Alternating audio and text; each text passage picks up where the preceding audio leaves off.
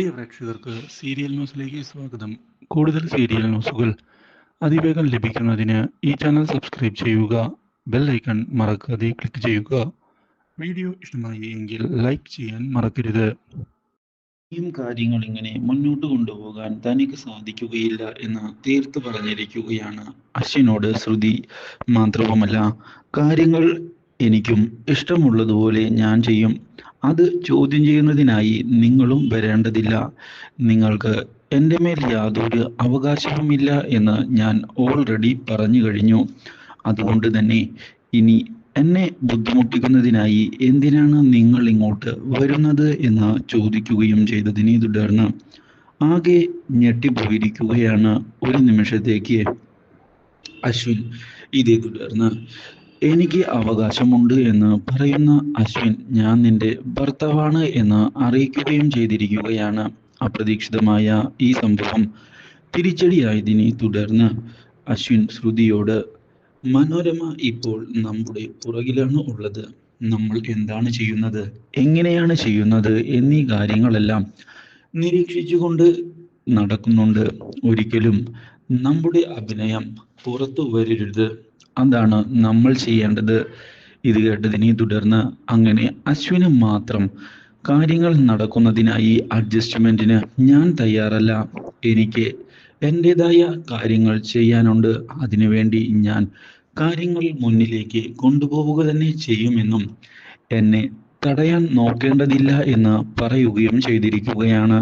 അപ്രതീക്ഷിതമായ ഈ സംഭവം തിരിച്ചടിയായതിനെ തുടർന്ന് ഒടുവിൽ ശ്രുതിയോട് തൽക്കാലത്തേക്ക് വിട്ടുവീഴ്ച ചെയ്യുന്നതിനുള്ള തീരുമാനമെടുത്തുകൊണ്ട് മുന്നിലേക്ക് വരികയാണ് അശ്വിൻ. മാത്രവുമല്ല, ഇതേ തുടർന്ന് അശ്വിൻ കാര്യങ്ങൾ ഇനി എങ്ങനെയാണ് ഹാൻഡിൽ ചെയ്യേണ്ടത് എന്ന് ആലോചിക്കുന്നു. ഇതേ സമയം മനോരമയാകട്ടെ കള്ളത്തരം പൊളിക്കുന്നതിന് വേണ്ടിയുള്ള നീക്കങ്ങൾക്ക് പുതിയ തുടക്കം ഇട്ടിരിക്കുകയാണ്. ഈ കാര്യം ഇതേ തുടർന്ന് അറിയാൻ ഇടയാകുന്ന ശ്യാം, ഞാനും മനോരമയുടെ കൂടെ നിൽക്കാമെന്നും സത്യങ്ങളെല്ലാം വീട്ടുകാർ അറിയുക തന്നെ വേണം എന്ന് പറയുകയും ചെയ്യുന്നു.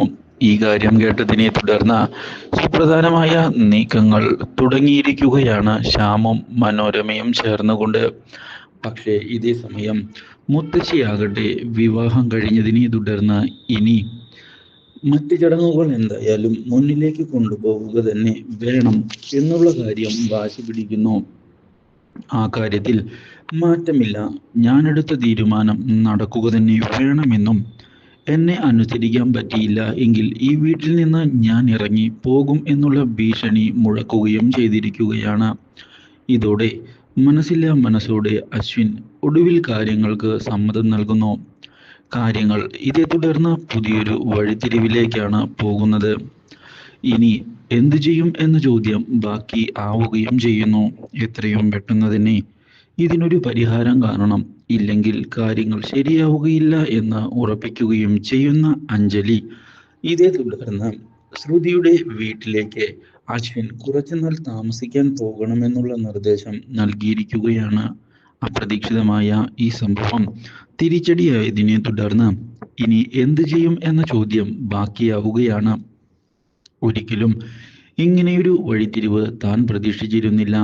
ഒഴിഞ്ഞു മാറാൻ പറ്റാത്ത ഒരു ഘട്ടത്തിലാണ് ഇപ്പോൾ താൻ വന്നു നിൽക്കുന്നത് എന്നുള്ള കാര്യവും അശ്വിന് തിരിച്ചറിയാൻ ഇടയായതിനെ തുടർന്ന് ഒടുവിൽ ശ്രുതിയുടെ വീട്ടിലേക്ക് അശ്വിൻ പോയിരിക്കുകയാണ്.